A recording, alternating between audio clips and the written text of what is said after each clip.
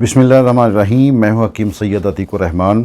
आज का जो सवाल है वो ये है कि मेरे वालिद साहब बहुत ज़्यादा बीमार हैं और उनके गुर्दे तकरीबन ख़राब हो चुके हैं। डॉक्टर का कहना है कि वो डायलिसिस करवाएं, जबकि मेरे वालिद साहब डायलिसिस करवाना नहीं चाह रहे। तो मेहरबानी फरमाकर आप कोई ऐसा नुस्खा, कोई ऐसा इलाज तजवीज़ फरमाएँ कि जिससे हम डायलिसिस से भी बच जाएँ और मेरे वालिद साहब के गुर्दे भी ठीक हो जाएँ। तो आज इंशाल्लाह इस टॉपिक पे जो बात हो रही है ये बहुत लेंथी टॉपिक है, लेकिन मैं इंशाल्लाह थोड़ा मुख्तसर और शॉर्ट करके इंशाल्लाह आपको बताऊंगा। इसका इलाज भी बताऊंगा, इसके तरीके भी बताऊंगा कि किस तरह आप लोग जो हैं वो गुर्दों से अपने गुर्दों को महफूज रख सकेंगे। जो नुस्खा आपको इंशाल्लाह बताऊंगा वो इतना अथेंटिक, इतना ज़बरदस्त है कि डायलिसिस पे जिन लोगों के डायलिसिस हो रहे हैं वो लोग भी अगर इसको इस्तेमाल करेंगे तो इंशाल्लाह वो डायलिसिस से वापस आ जाएंगे मेरे अल्लाह के फजल व करम के साथ। तो सबसे पहले कि गुर्दे जब ख़राब होते हैं तो ये फिर बढ़ता जाता है, ये बीमारी इनकी बढ़ती जाती है, गुर्दे की ख़राबी जो है वो बढ़ती जाती है, फिर इनकी वापसी जो है मुश्किल हो जाती है। इसके जब तक इनका मौसर इलाज ना किया जाए तो ये बीमारी जानलेवा हो सकती है। गुर्दों का जिस्म के कीमती तरीन अज्ज़ा में इसका शुमार होता है और गुर्दे में तकरीबन 10 लाख के करीब छलनियाँ, जिसे नेफ्रॉन कहते हैं, छलनियाँ लगी होती हैं जो हमारे ब्लड को वाश करती हैं, साफ़ करती हैं।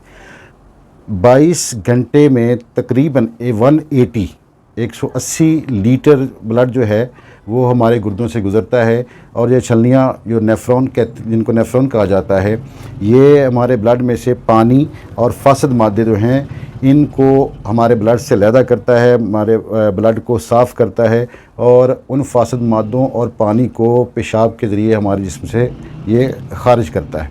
और जो ब्लड साफ़ होता है, सेहतमंद ब्लड होता है, उसको दोबारा ये जिस्म की तरफ धकेलता है। गुर्दे ख़राब होने की 2-3 वजूहात हैं। इनमें डिजीज़ हैं कुछ, और इसके अलावा कुछ ग़िज़ाएँ ऐसी हैं जो आप इस्तेमाल करते हैं जिनकी वजह से गुर्दे ख़राब हो सकते हैं।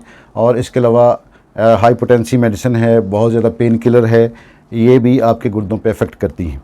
तो डिजीज़ में सबसे बड़ी डिजीज़ जो है वो शुगर है। शुगर आपके जब ये इसका लेवल हाई होता है तो आपके हार्ट में, किडनी पे और आई साइड पे बहुत ज़्यादा इफ़ेक्ट होती है इसका। और दूसरा, ये भी इन तीनों ही जगहों को सबसे पहले इफ़ेक्ट करती है आपका हाई ब्लड प्रेशर। तो इसका आप कोशिश कीजिए कि इसका इलाज की तरफ जाएं और इन बीमारियों से बचने की कोशिश करें। अगर हैं तो इनके इलाज की तरफ जाएं। और ग़िज़ाओं में वो ग़िज़ाएँ जो मुतासर करती हैं ज़्यादा गुर्दों को, उनमें ग्रीन वेजिटेबल्स हैं, सब्ज़ पत्तों की सब्ज़ियाँ। जिन लोगों के गुर्दे ख़राब हैं कोशिश करें वो इन सब्ज़ियों से, सब्ज़ पत्तों वाली सब्ज़ियों से इनका इस्तेमाल कम करें। और इसके अलावा चावलों का इस्तेमाल बहुत ज़्यादा कम करें, चावल बिल्कुल ना खाएं।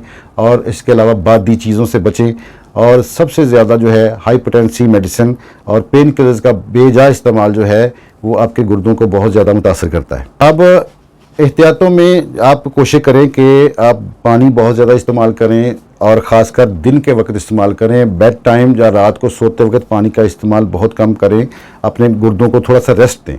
और दूसरी बात, जो पानी, ज़ाहिर है कि अब पानी बहुत ज़्यादा ख़राब आ रहा है, ज़मीनी पानी, तो नहरी पानी या आपका सरकारी पानी, ये अगर आपके घर में इस्तेमाल हो रहा है तो कोशिश करें उसको उबाल के या छान कर इस्तेमाल करें। और इसके अलावा अपने पेशाब को कभी भी कंट्रोल ना करें, कभी भी इसको रोकने की कोशिश ना करें।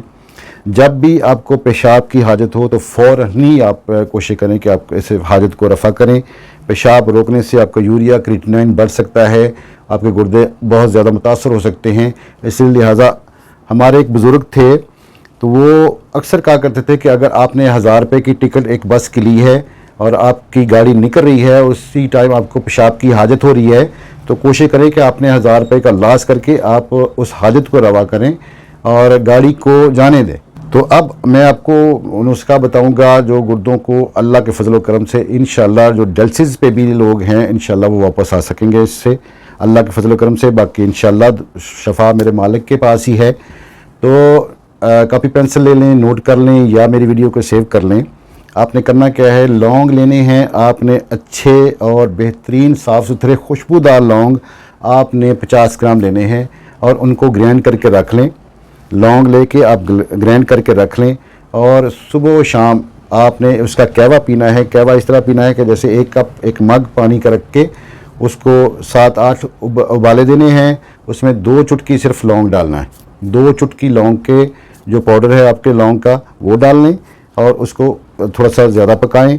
जब पक जाए तो उसके बाद वो सुबह और शाम 2 टाइम, आप चाहे वो खाने से पहले पी लें चाहे खाने के बाद पी लें, 2 टाइम इस्तेमाल करना है। इंशाल्लाह आपके गुर्दे जिनके ख़राब हो रहे हैं वो भी ये इस्तेमाल करें, या जिनके ख़राब हो चुके हैं गुर्दे वो भी ये इस्तेमाल करें। इंशाल्लाह अल्लाह के फजल व करम से इंशाल्लाह आपका डायलिसिस वाला मरीज़ भी इंशाल्लाह जो है वो अपने घर आ जाएगा और इंशाल्लाह तंदुरुस्त होगा।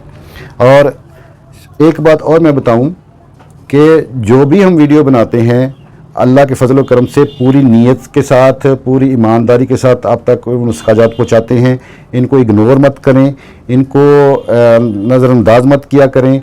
आप ये नुस्खे आप इस्तेमाल करें, इंशाल्लाह अल्लाह के फजल व करम के साथ 100% ऑथेंटिक और हमारे मतलब के आजमाए हुए नुस्खे हैं जो आप तक पहुँचाते हैं। अपना ख्याल रखें, अपना भी, अपने बच्चों का भी, अपने माँ बाप का ख्याल रखें। और इस तरह की मज़ीद मुफीद वीडियो देखने के लिए हमारे चैनल को सब्सक्राइब भी करें और शेयर भी करें। अल्लाह आपके लिए और मेरे लिए आसानियाँ पैदा फरमाए, आसानियाँ तकसीम करने की तौफीक अता फरमाए। अल्लाह हाफिज़।